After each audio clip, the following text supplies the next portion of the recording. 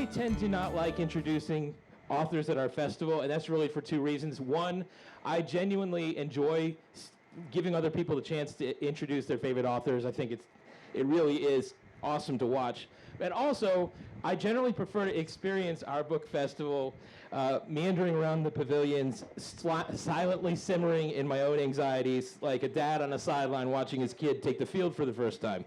But every now and then, I am so taken by a piece of work that I am compelled, and Kathryn Schulz's book, Lost and Found, is spectacular. It knocked me off my feet, and in some ways, it changed the way that I look at the world around me. And this effect will come as no surprise to fans of her work at The New Yorker, where as a writer of features, essays, and literary criticism, Kathryn has received both the Pulitzer Prize, anyone heard of the Pulitzer Prize? And the National Magazine Award. I would go so far as to argue that Kathryn Schulz is one of the two most brilliant, erudite, elegant, and compelling writers in the state of Maryland, and coincidentally, she happens to be married to the other one, Casey Sepp, who's over there in the corner. Raise your hand, Casey. I'm not going to detour this introduction too much, other than to say that the moment she comes out with a follow-up to Furious Hours, her terrific book, she will be receiving an invite to come back here. But getting back on track, Kathryn's book, Lost and Found, is a meditation on three life concepts: the things we lose, the things that bring us together, and the things we discover or rediscover. It's also a memoir, part melancholy in Kathryn's coming to terms with the decline and ultimate death of her father, as well as part love story in finding the love of her life. Lost and Found is, at all times, observant, insightful, and gorgeous. And as an aside, before I turn this over, as mayor, you might wonder, does it bother me that the two most brilliant, erudite, elegant, and compelling writers in the state of Maryland live on the Eastern Shore and not in Gaithersburg? And I'm not going to lie, it bothers me a little bit. But we'll take what we can get. It's a huge honor to have both of them here. You're going to love getting to know Kathryn, and through Lost and Found, you'll get to know Casey as well. Let's give them a big welcome. And not to be forgotten, in conversation with Kathryn this morning is my dear friend Becky Meloan, who works at the Washington Post in the Book World section. What's also important to know about Becky is that prior to the Washington Post gig, she worked with me for a decade on this festival, recruiting authors and helping build it into what it is today. Let's welcome Becky. Let's welcome Kathryn. I'm handing it over. Thank you, Judd. That was beautiful and unnecessary on my part, but I appreciate it. Kathryn, thank you for coming. I know you're up from the Eastern Shore, so I'd like to welcome you to the Western Shore of Maryland, as you mentioned in your book, it's called, from your part. I first want to tell you, Judd talked about your what you wrote and how great it was. I want to tell you how I felt about your writing. It's beautiful. And it flows. When I read your writing, it just flows naturally, and it feels effortless to read. It feels like when you're watching an Olympic figure skater twirling around, or you're hearing a singer. Just sometimes singers can open their mouth and just a beautiful note seems to fall out, like it's just so easy. And I know that's not easy, and what you do is not easy. But you make it appear as though the words just fall out of you and curl onto the page, and it's a pleasure to read them.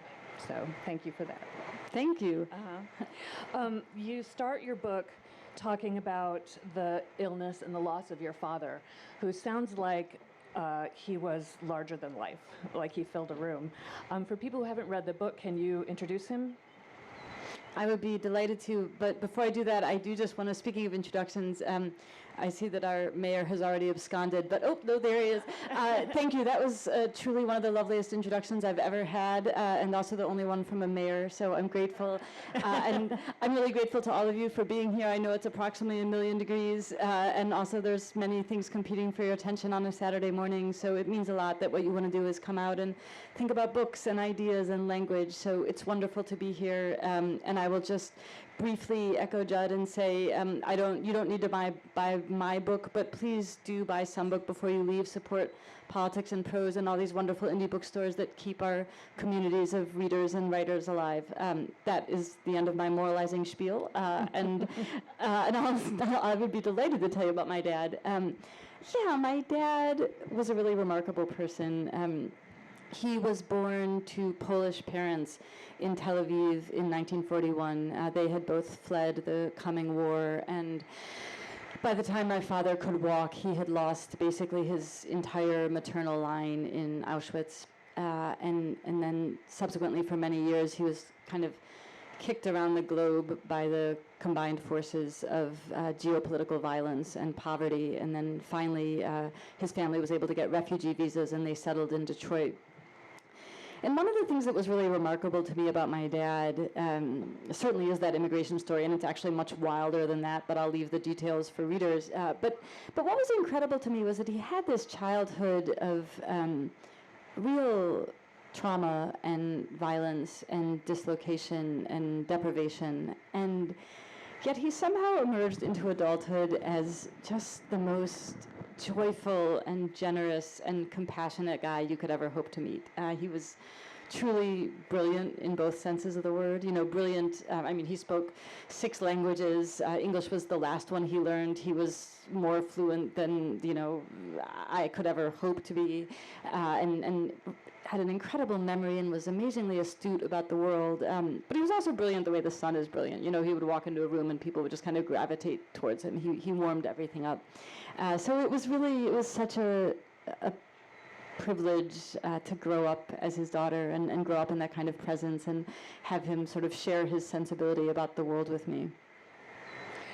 I love that he's brilliant the way the sun is brilliant. That's quite the compliment and beautiful. You talk about how in your family, your father was, the theme of lost is the first section of the book, and you talk about, as far as losing things, your father was always misplacing his keys, misplacing things. And you say that he was sort of happily resigned, like his possessions weren't even his own, so he was okay with that. And that your sister was the same way, but that you and your mother were excessively orderly. Yeah. I wonder what needs to be excessively orderly for you in your life.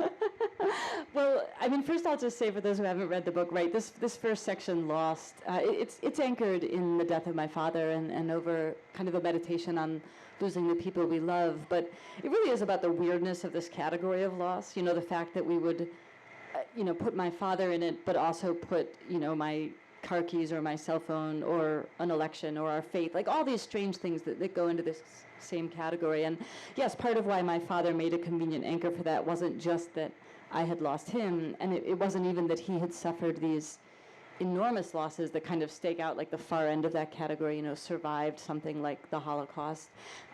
But by chance, he also kind of exemplified the trivial end of this category, right? My father, for the life of him, never knew where his car keys were, or for that matter, his car, most of the time. But yeah, it was kind of this like funny thing in my family. My mom and I to be honest, so I now have a little baby. You might hear her kind of happily chattering in the background, and possibly in part because of that, I can't claim to be quite as organized as I once was. And I myself now lose things with some regularity. But yes, my mother and I kind of held down the other end of the spectrum when it comes to like material objects. Like I'm one of these people who just, likes to have things tidy and put things back in the same place. Mm-hmm. And, which is fine, but I do think life is kind of a lesson in accepting that there's limits to how effective that is, right? Entropy is a real thing, and it disorganizes the world for us. And to some extent, I think it's important for all of our sanities to be able to accept that and make our peace with it and live joyfully in the face of all these inevitable losses, the big ones, but also the trivial ones. Mm-hmm. So it seems having a new baby sort of shifted your perspective a little bit on the need for the control of all the things in your life that you were trying to control by putting them in order? Well, I think actually that awareness, I hope, long predated the baby, although baby maybe caused me to instantiate it more just because I'm tracking her so much I fail to track other things. But no, I think, I wrote this book before the baby was born, and I think part of what I felt in writing it was a kind of mindfulness about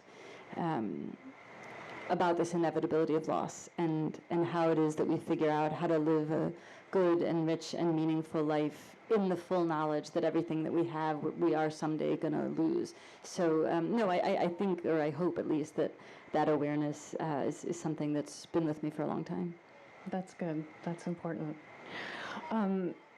You also talk about the themes of loss in literature.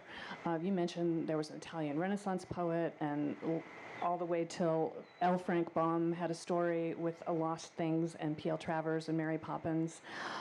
Why do you think that having a place to find lost items is a common theme in literature? Yeah, so for those of you who haven't read this book or otherwise come across this concept, there's this wonderful kind of enduring idea in literature, and it's often called the Valley of Lost Things. That was its first appearance, or the first one that I could track, which dates to this 15th century poem. But the idea of a Valley of Lost Things is that we can't find all the things we lose, but they somehow magically find each other, right? They all wind up in the same place, and what that place is varies wildly. For those of you who saw the remake of the Mary Poppins, the one with Lin-Manuel Miranda in it, you might remember there's this song about where the lost things go, and it's on the other side of the moon. This is actually a very old idea, and I write about it some in the book because I find it very beautiful. This notion that there's some place we could go, some destination that if we got there, we would look around and we would see everything we'd ever lost and everything everyone else had ever lost. And to me, what a fantastical and fascinating imaginary journey that you would go there, and it would be like, that diary you lost in the 5th grade, and the shoulder bag you really loved that you left in a train station once, but also, Amelia Earhart's airplane, and the idea that you forgot about because you didn't write it down in the middle of the night. Like I find this idea so moving, and I think in part because, of course, it's very close kin to this other valley, right? The valley of the shadow of death. We already we have an idea of an afterlife. We have an idea that those we love who we can no longer access are at least together, somewhere. And it's quite moving to me that we extend that same beautiful notion to even the things, the material objects in our life that we love and that we lost. I never really thought about that in terms of losing an idea. So that's a neat way to think about that. I read a story when I was a child where the kids had a magical box where they'd find everything they lost, and it always stuck with me. Oh, an early encounter with a box of lost things. I love it. Yeah, it's something I've always wanted since I read that book when I was little. You also write that after losing your father, you couldn't find pleasure in reading anymore, except in poetry. So why do you think you turned to poetry for solace?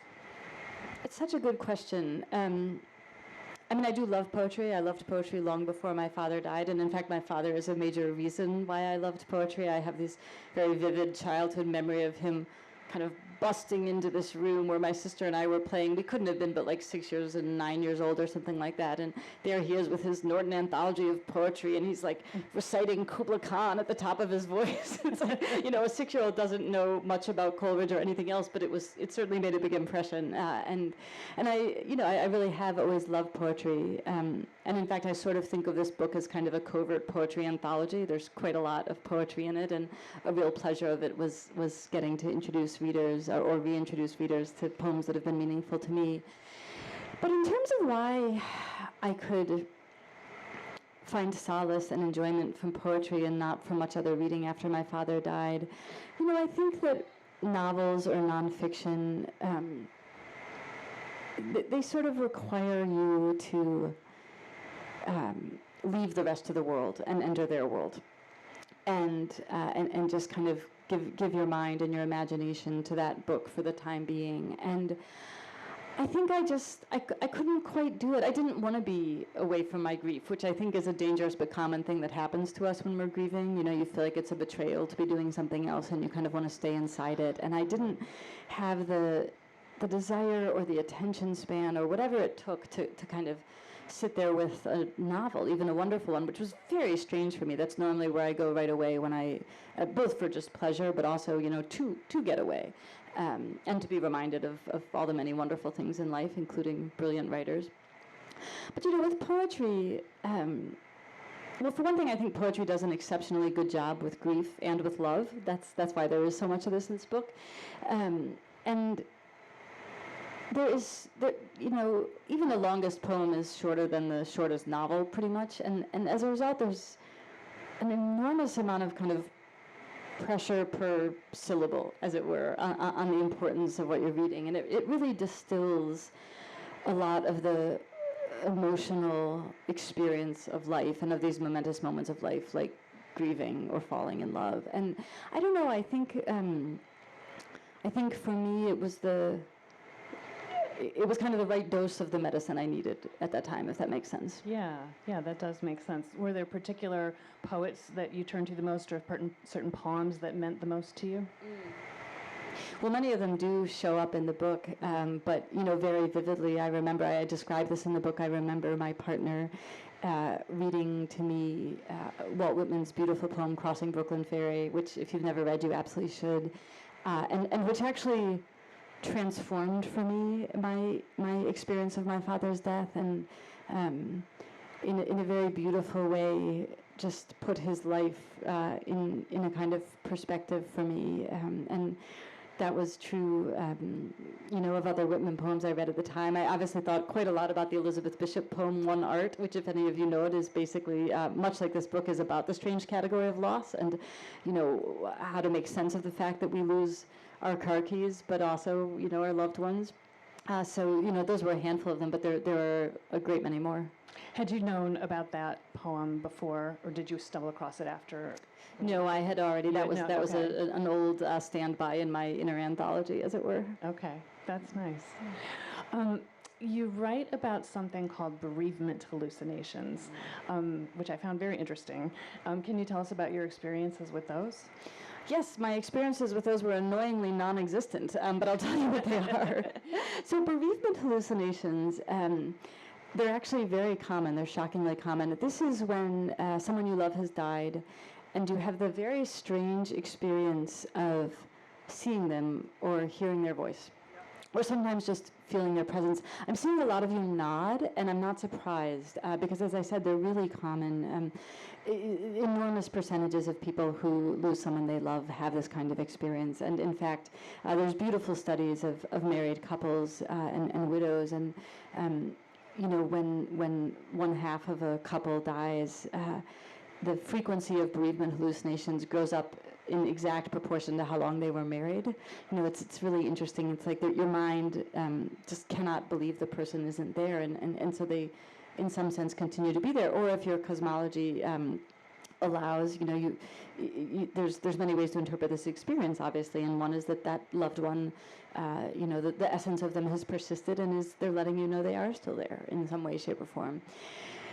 I had this kind of experience before my father died. I had it with both my grandmother and my great-grandmother and a childhood friend who had died. And then my dad died. My dad, who, as you probably gathered from me trying to introduce him, was like a very obvious presence when he was alive, right? And yet after he died, there was just nothing. I never heard his voice. I never felt his presence. I never saw him or had the sense of him being around me. And on the one hand, that actually does comport with my own personal cosmology. I envy people who believe that those they love are waiting for them after death, but I have never myself been able to truly feel that or connect to that. So I shouldn't have been surprised that I couldn't feel my father, and yet I was utterly heartbroken about it, and I did find myself going out kind of actively searching for him, which again, as I then learned, turns out to be very, very common behavior among the bereaved. Okay. You do mention, and maybe the language is going to be wrong for this question, so let me see if I can explain it right. This is some more of your beautiful writing. You said, I still notice almost daily all the places where my father is missing. I come upon them in photographs and in books that I'm reading, in the sound of my own sentences and the shape of my thoughts. So I wanted to ask you, when you hear your father's voice in your head, but you say you don't actually hear his voice, but do you hear his wisdom? How's that? How do you experience that? Yeah, it's a fine distinction, right? I've never had the feeling of, my dad kind of calling my name or saying something to me in a sort of, from the beyond kind of way. But I certainly do. Obviously, my father is invoked and evoked for me all the time. I mean, not all the time, but with some regularity. And I think for me, the two most wonderful ways that happens, one is my sister, as it turns out, is just uncommonly good at channeling my father. I have an older sister. We're very close, and she was very close to my dad as well. And she's just wonderful at bringing my dad to life, as it were. Not that anyone can ever do that, but she's really able to kind of sense like what he would say in a given moment or how he would respond to me in a given moment, and that's always very joyful for me. And the other is that every once in a while, when I'm writing, I produce a sentence and I think, thanks, Dad. It's just pure Isaac Schulz. I know that it wouldn't have come to me if I hadn't grown up with his voice and his intonations and his word choices and his sensibility right at my side all along. So that's the other and again, quite wonderful way that I sometimes experience my dad's presence.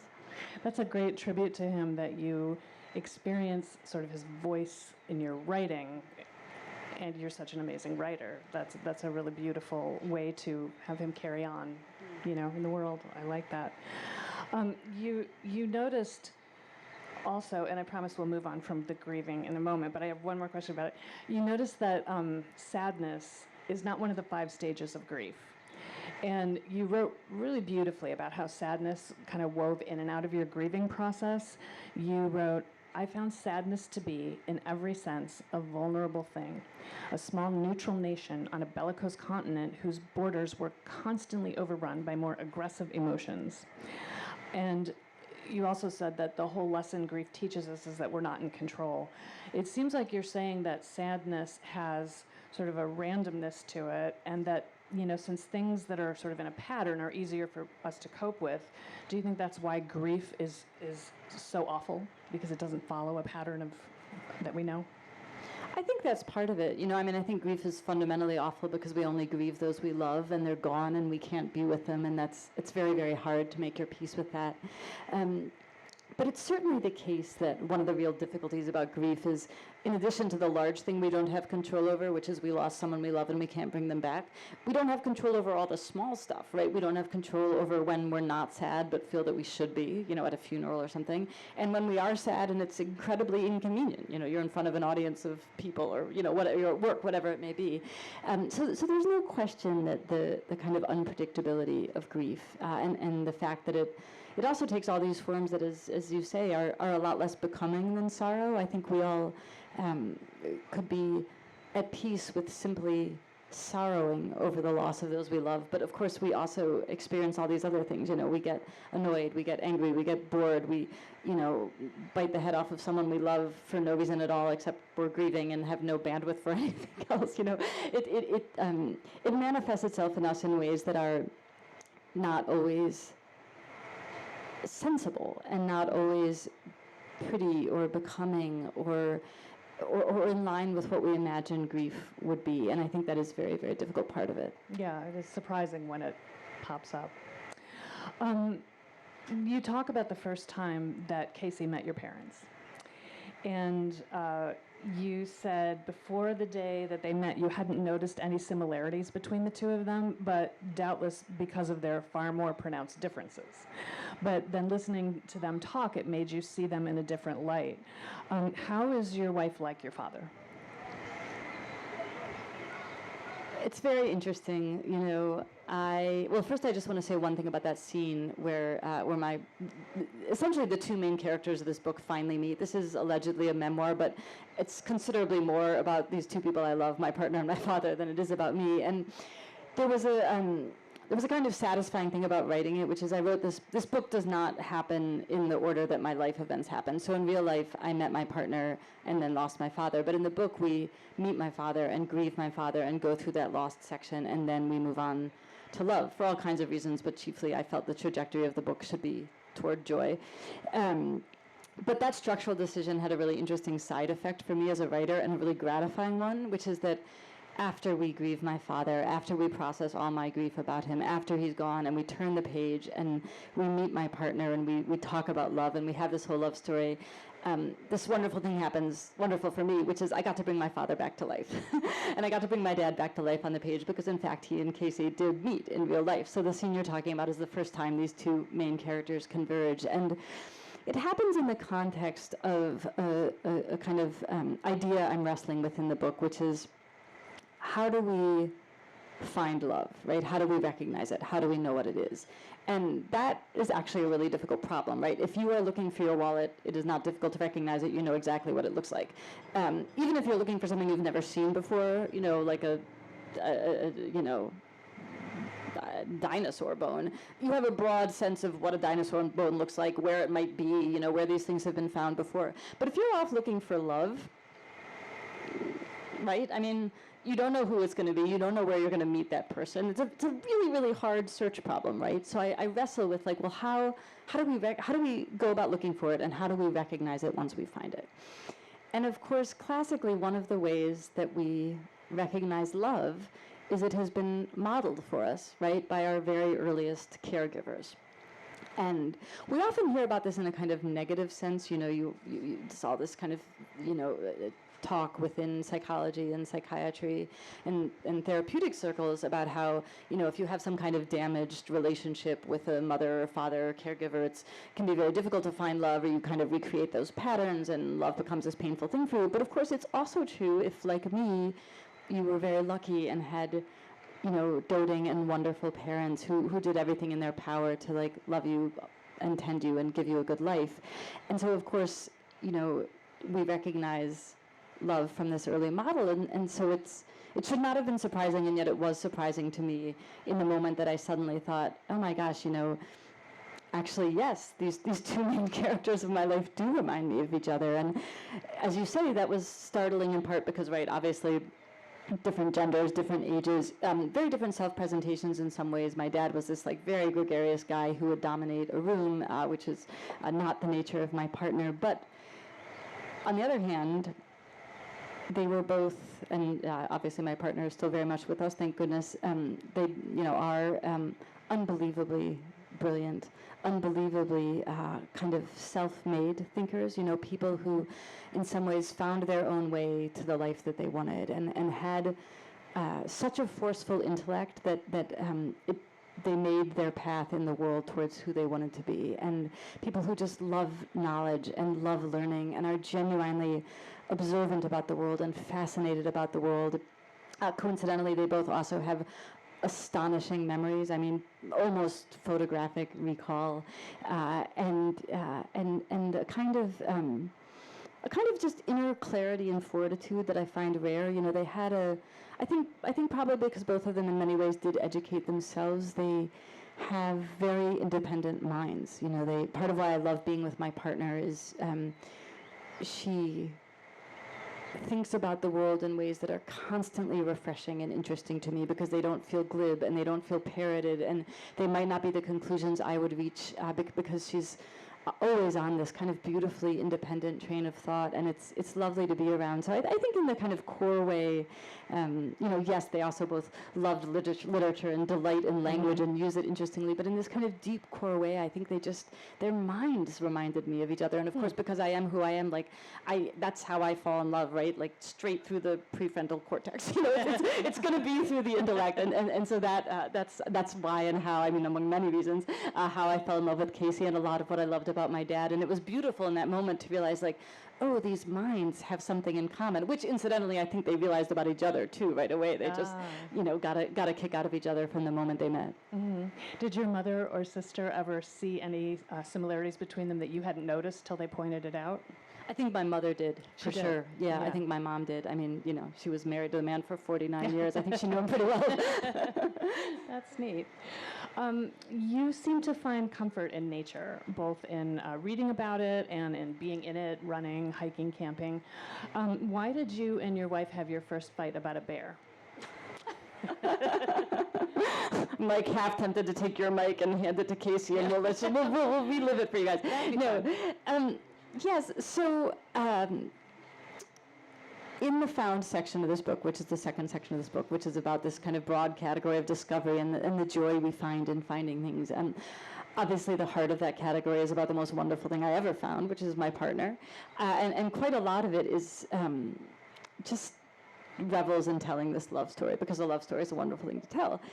But I did feel that it was important to, there is this fight scene in it about a black bear of all things, and it felt important to include because it was true, but also because I think, the third part of this book is about emotional conjunction and combination, as it were, the fact that our love and our grief are completely inseparable, right? And our joy and our sorrow are inseparable. And that's true on the grand scale.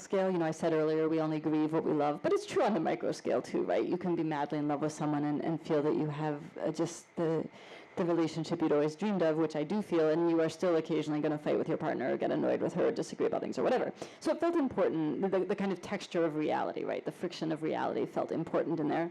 And it felt important because I was writing about difference, and I think, difference is a lot of what fuels arguments in various ways.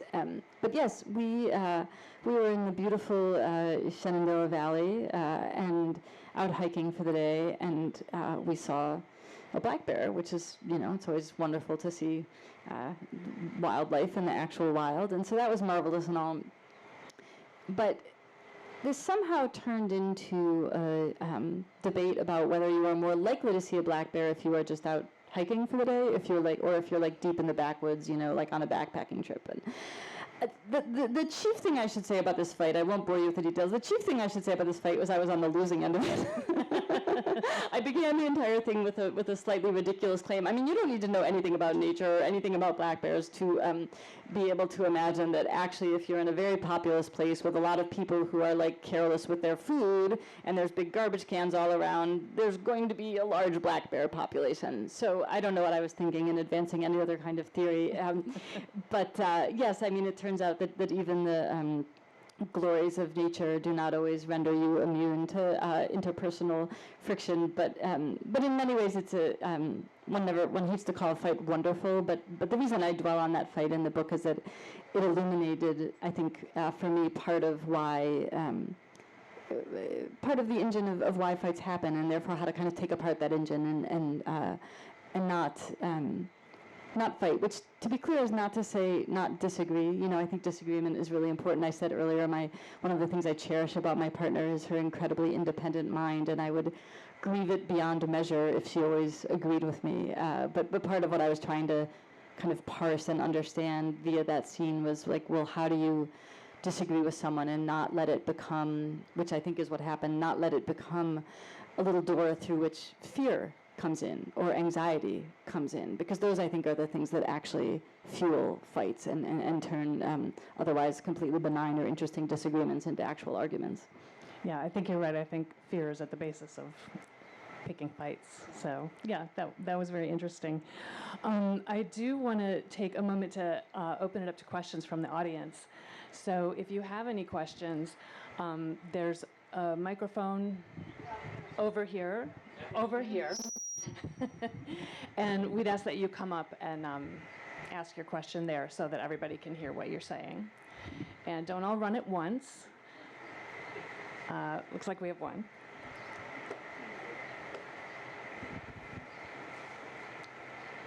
Hi, Kathryn. Thanks so much. My name is Patrick. I have a question about a struggle I hear a lot of people who are writing memoirs describe, and that is, as you're composing and deciding what to put in, what to leave out, the struggle between writing the story that you think should be told and writing the story that you think people will read. And I'm wondering if that was at all a struggle for you at any point during this, especially in deciding what to put in there and what to leave out, even though it's great. That's a great question. I did have a little bit of that struggle, but interestingly, it wasn't exactly about memoir. The question for me wasn't what from my life should go in and what should go out. Because I was pretty clear, because this memoir has this organizing principle, which is this investigation of these categories of losing and finding, it was very obvious to me that was kind of the litmus test to decide what went in. And I knew from the beginning this was a story about falling in love, and it was a story about grieving. And I had a lot of clarity about kind of what moments from my own life belonged in there. But the question of like what do people want to read is an interesting one, and I mostly, it's a fine balance as a writer between ignoring it, which I think is frankly often the appropriate response, and then not ignoring it, right? Being respectful of readers' time and attention and interest, and wanting to make a book or any piece of writing inviting to them, wanting to keep them, wanting to move from one page to the next page. So where I most had that struggle actually was with beginning this book. I had a very difficult time figuring out how to get into this book. I didn't write it in order. I already told you it's not actually in chronological order. I also didn't write it in the order it finally appears in the book. I wrote all of Found first because I'll tell you what, it is very delightful to write a love story. And that was by far the easiest and most pleasurable part of the book to write. And then you might imagine that And, this kind of curious, slightly peculiar part at the end of the book would be the most difficult to write, but actually that was also pretty much a pleasure, partly because it's a continuation of the love story, and my partner and I get married in it. And anyway, it was Lost that was hard to write, but it was not for the reasons you probably think, because it was sort of the most emotionally difficult one, and the one about grief. It was hard to write for all kinds of other reasons, including that, I had already written about my father's death, and I needed to get away from that narrative and find a new way in. But above all, it was hard to write because beginnings are difficult, and they feel really high stakes, and you want to make sure that you're starting in the right way and that people will feel compelled and will get into it. And I could not for the life of me decide whether to go in on the personal, like on my reason for writing this, which was the death of my father, or to go in on this broad category of loss that I was interested in exploring, and then come later to the personal. And I tried about a half dozen different openings, but the one I tried hardest and longest, other than the actual opening of this book, if you can believe it, it could not be more different than the actual opening. It was about Malaysia Airlines 370, which many of you might remember. That was the flight that took off from Kuala Lumpur in March of 2014 and simply vanished, basically. And for a year and a half, no one had any idea what had happened to it. And like a great many people at the time, I found this tragic and also haunting, because it was incredibly hard to wrap my head around, like, how do you lose a commercial airplane, right? It's enormous. It's incredibly well tracked, So it felt to me like it got at a lot of these questions in the book, like how what do we put in this category of loss, and how do we lose things? And I was very drawn to that opening for many reasons, but if I'm going to be scrupulously honest, one of the reasons I was drawn to that opening is I had this slight fear that my own life, while very happy, was also a little boring, and that it would not be enough to make a reader want to pick up this book and keep going. And I also authentically thought this story was interesting and important and relevant, the Malaysia Airlines one, but at some point after 7,000 words of, on the page about this, I just thought, this is wrong, right? The story of that airplane is beautiful and important on its own terms, but I should not be using it, right? I should not be using it to lure readers into this book. This is an instance where I should not be thinking about what is it that a reader wants, right? Or at least I shouldn't be answering that question via a horrible tragedy that, while relevant to this book, is not the only way in or the necessary way in, and that is actually quite far from my own life. So that's a very long-winded way of saying, yes, I did really think about that, and ultimately just kind of stayed pretty close to my gut, which is that the stories that I wanted in here were essentially stories about love, and about even in the face of grief, about happiness, right? About happy families, about ordinary families, and kind of let the chips fall where they may in terms of reader interest. But you guys are here, so I take a lot of heart in that.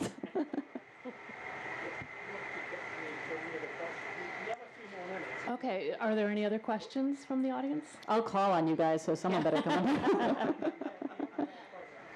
Yes. Sitting on my feet, yes. I wrote a brief memoir on my father many years after he died, in a memoir class, and basically because he only knew 7 of his 35 grandchildren. He died at age 57, and I wanted to do it for them. But the feeling I had the whole semester when I was doing this was that he was in the house with me. I mean, it was like he never left. And it was wonderful. I cherished it, but it was also a little spooky. I can imagine, and I both slightly identify and also truly envy you that experience. You know, it was a real gift of writing this book that I was, of course, very in touch with my dad, you know, and thinking about him a lot and thinking about his life and talking. I mean, I do this anyway, but talking to my mom and my sister about him a lot, talking to my partner and my in-laws about him a lot, and that did feel like a gift. I wish I had also felt that he was kind of you know, drifting around my office, sort of advising me. I do think my poor dad, you know, I think that he'd be so proud of me, but to be honest, he'd also be really annoyed. Like, really, you waited till I was dead to, like, you know, put me in the New Yorker and publish a book about me? Like, couldn't you have done this earlier when I could enjoy it? Yeah, thank you.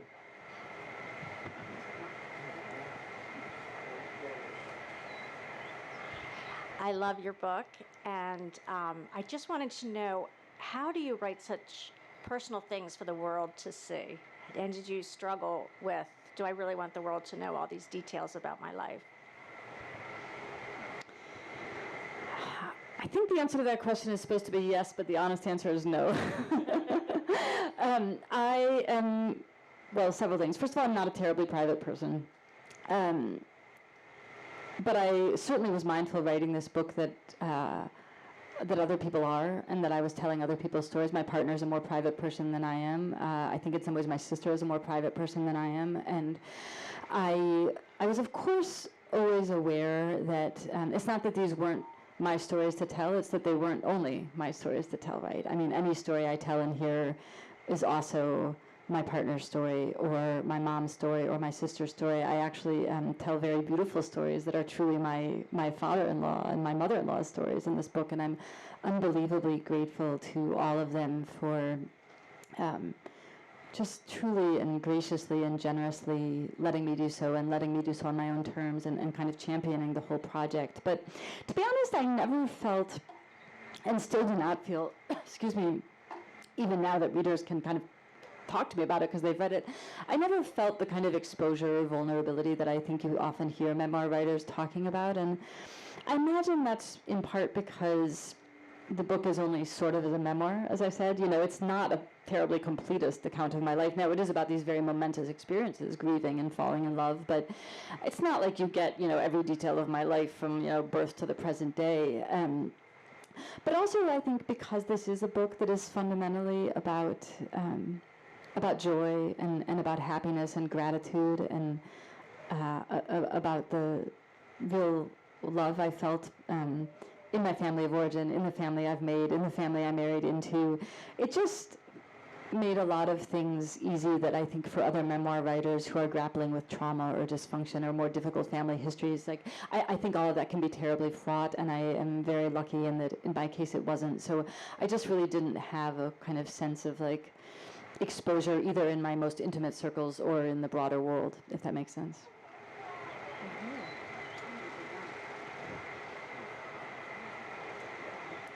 Hello. Thank you.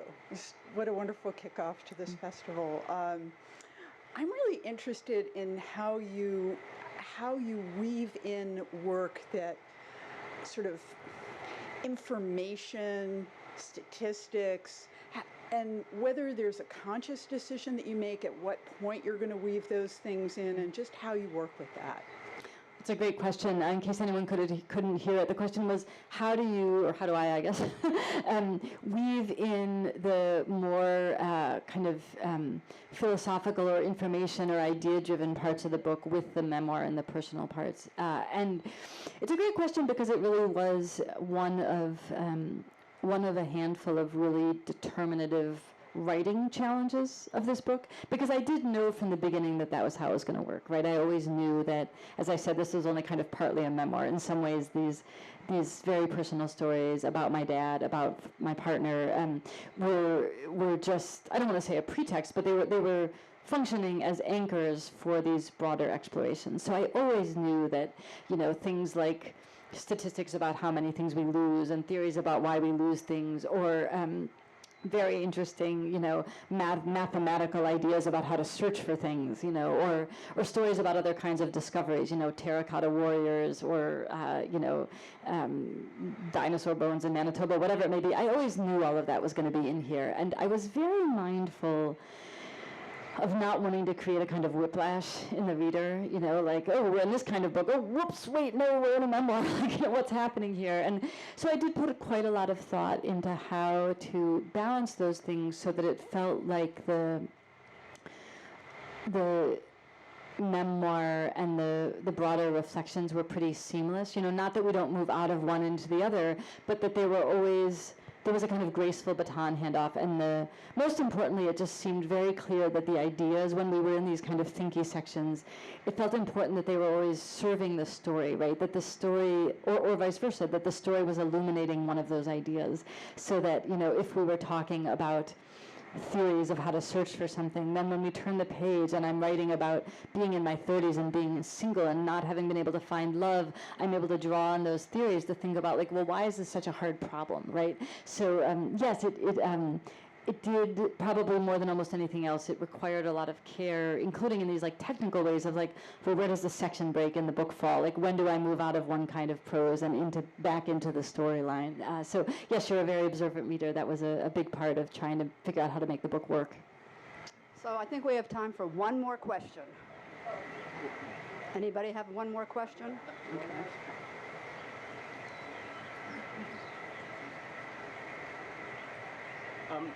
There are a lot of great things about this book, but one of them you mentioned earlier, which was sort of how you got to the organizing principles, because one of the things that really drives you is how the book is organized, and also that the end comes at the end.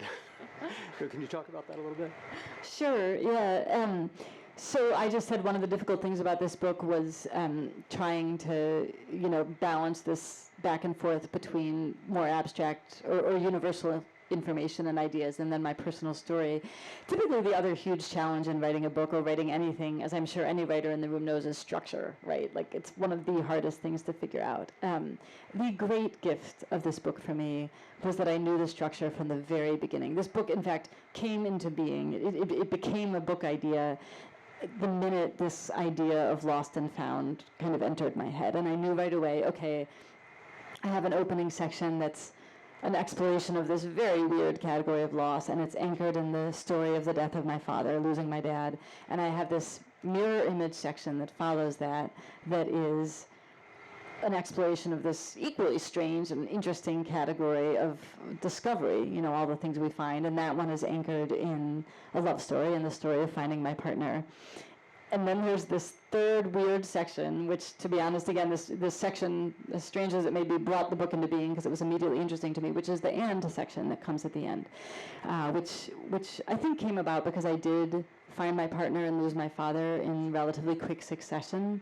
So I was already really thinking about the way that we don't ever get to experience these things in isolation, right? Believe you me, I would have loved nothing more than to have just fallen in love and reveled in the early stages of romance and all of the delight of that, and had my father just live another 35 years and be his death be totally unrelated. But we don't get to pick these things, right? Actually, there I was, newly in love, and my father is sick and my father is dying, and you're dealing with all of this at once. I had the chance to talk with the great memoirist Anne Lamott not long ago, and she said this wonderful thing I've been thinking about ever since, about how she really likes to keep her emotional silverware drawers separate, like the forks in the fork place and the spoons in the spoon place, but that's not life, right? And the forks and spoons of life are jumbled together, and I knew I wanted to write about that, and this idea of "and" was immediately very interesting to me, in a way that I think a lot of things are interesting to me as a writer, because I hadn't thought about it before, but right away I sort of recognized it as a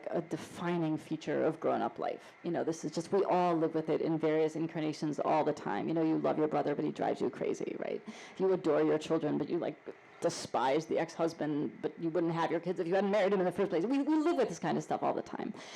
So I knew I wanted to write about it, and I knew the "and" had to come at the end, which was sort of grammatically odd and yet kind of satisfying, because the whole point is the kind of lingeringness, right? It just does go on. There's in that sense, it's the epigraph to this book is this wonderful line by William James about how it's impossible to contain everything, and he says the word "and" trails along after every sentence, and I just think that's life, right? There's always something to say next. There's always something that's going to happen next, and to me that was such a beautiful idea, and so it felt right to end the book there, and I guess right to end this conversation there. So thank you for asking the question, and thank you guys all again so much for coming.